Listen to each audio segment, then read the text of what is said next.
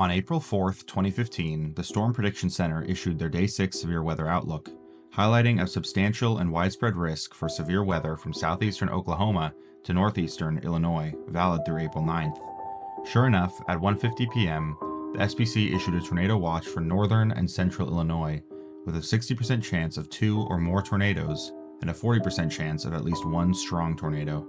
The tornado touched down in a field at 6:39 p.m. northeast of Franklin Grove, Illinois, causing damage to crops, a food plant, and several farm buildings, indicators consistent with an EF0 to an EF1 tornado.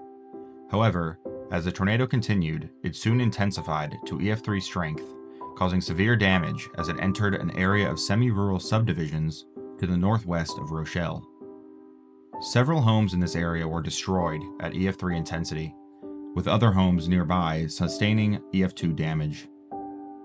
One large house had a room ripped off of its second floor, while a split-level home was almost completely leveled.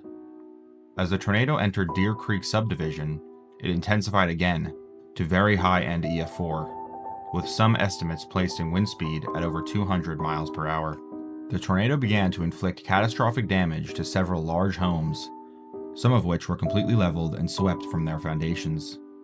The tornado then continued towards DeKalb County, weakening before strengthening once again. The small community of Fairdale was within the tornado's path, damaging 71 homes and destroying 13. Several houses on the northwest side of the town sustained damage consistent with an upper-end EF3 tornado. A few houses that were nailed to the foundation were swept clean. Just as this tornado was tearing through Fairdale, Clarence Schultz began to film the tornado from his home.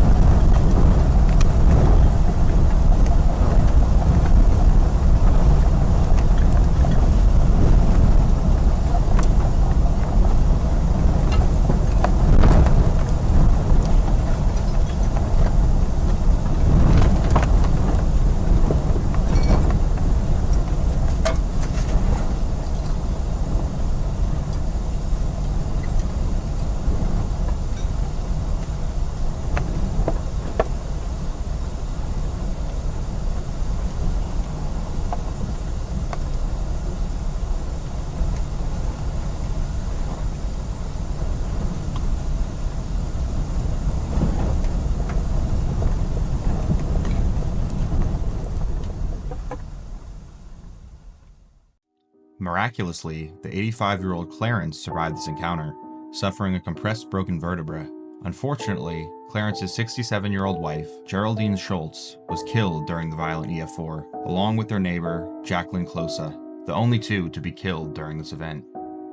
The tornado finally dissipated at 7:20 p.m., lasting a total of 41 minutes across a 30.14-mile path, causing $19 million in damage, equivalent to $24.4 million in 2025.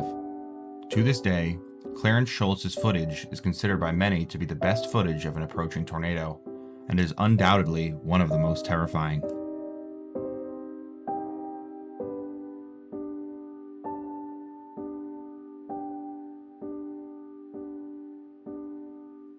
The following footage shows popular storm-chasing channel High Risk Chris encounter with an EF3 tornado near Lewiston, Illinois on April 4th, 2023. The storm that produced the tornado began when a few supercell thunderstorms that tracked between Burlington, Indiana and Quincy, Illinois combined into one massive supercell, strengthening as it entered Fulton County, Illinois around 7 p.m. The supercell went on to produce baseball-sized hail and a few tornadoes, one of which was the long-track EF3, with peak winds estimated near 160 miles per hour.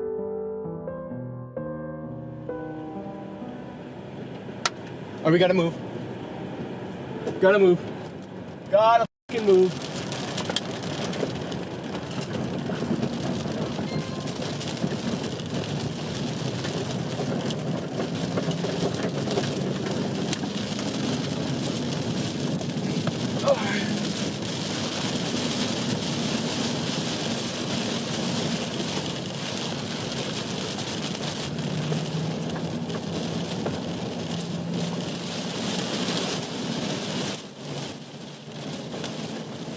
We're f***ing close!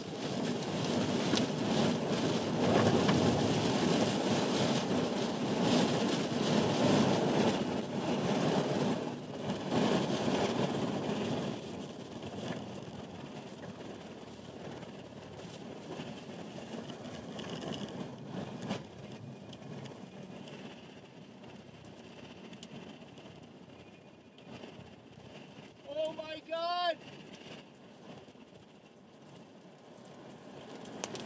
All right, we're going back. We're going back.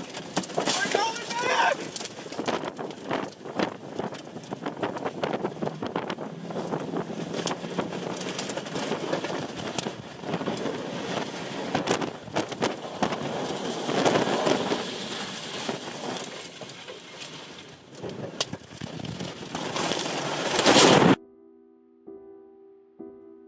Fortunately, Chris survived this encounter, stating, "Unfortunately, I made some seriously stupid decisions and was impacted by the tornado.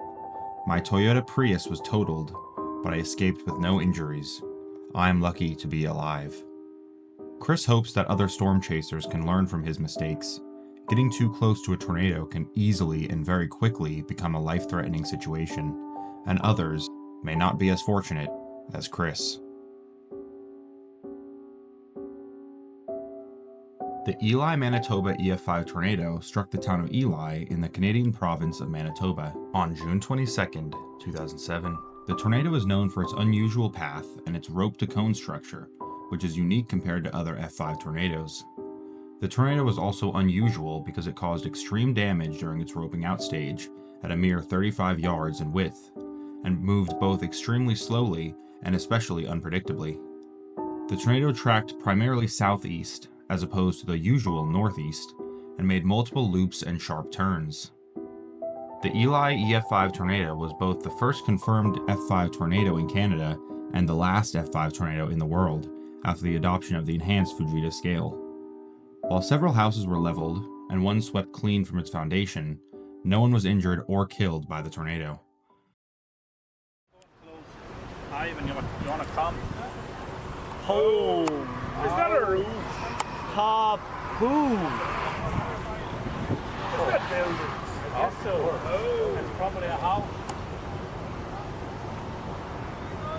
But it could work in RC. Ja, det är milet till natt. It's not the mill, it's the count. The video of this tornado shows its incredible strength, and while there don't seem to be any official estimates for wind speeds, many place it between 260 to 300 miles per hour at its peak intensity. The video itself shows an entire 2-story home being lifted from its foundation and tossed 75 feet in the air before being obliterated.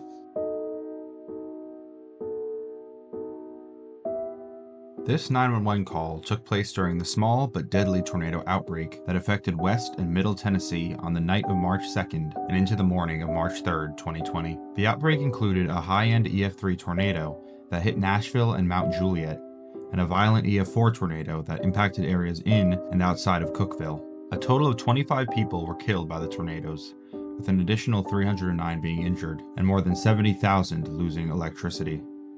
The tornadoes occurred very late into the night, with the first occurring at 10:12 p.m., touching down in Gibson County in West Tennessee. The 7th tornado, and the most violent of the outbreak, was an EF4 tornado that touched down at 1:48 a.m., causing catastrophic damage in Putnam County and resulting in 19 deaths and 87 injuries. The final tornado produced by the supercell dissipated at 3:40 a.m. If nocturnal tornadoes were not frightening enough, all of the tornadoes produced in this outbreak were moving at extremely fast speeds, with some up to 65 miles per hour. While the specific tornado that occurred during this 911 call is unclear, it was likely the historic long-track EF3 tornado that lasted from 12:32 a.m. to 1:35 a.m., beginning in western Davidson County before tracking eastward for over 60 miles through Wilson County and into Smith County, before lifting and causing 5 deaths and 220 injuries. Address of your emergency. Yeah, are there confirmed tornadoes on the ground? Tornado in Nashville.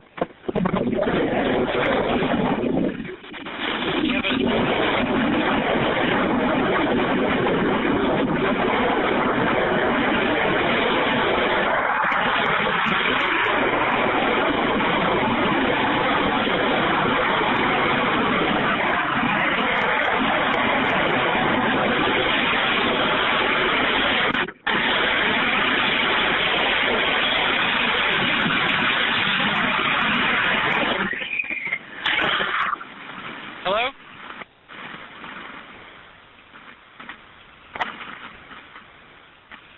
Hello?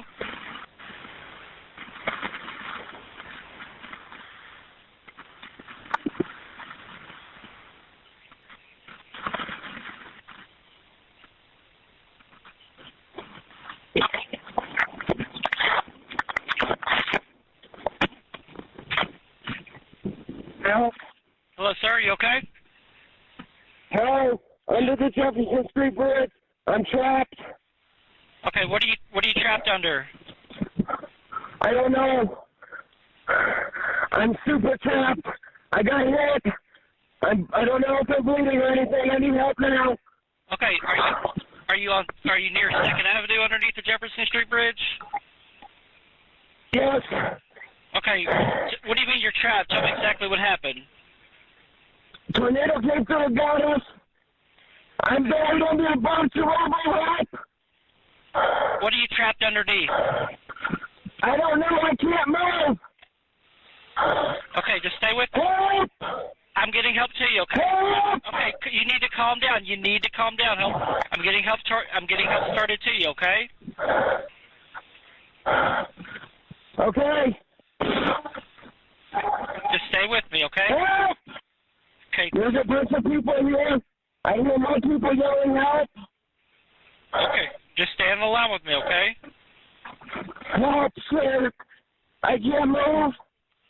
Okay, I got my dog.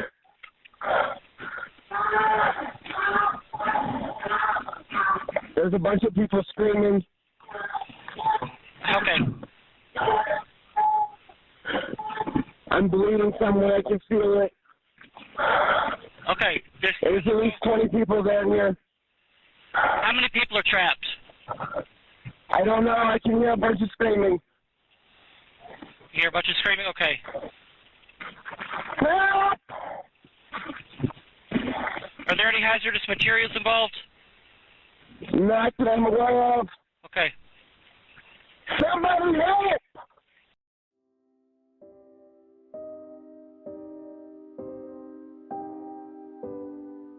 While I was unable to find an official statement regarding the background of the man who was on the line with 911, the man being interviewed here's story seems to line up very well. Unfortunately, without a place to find shelter, the man hid underneath the Jefferson Street Bridge in Nashville. Despite being trapped underneath rubble for some time, the man and his dog, fortunately, made it out mostly uninjured.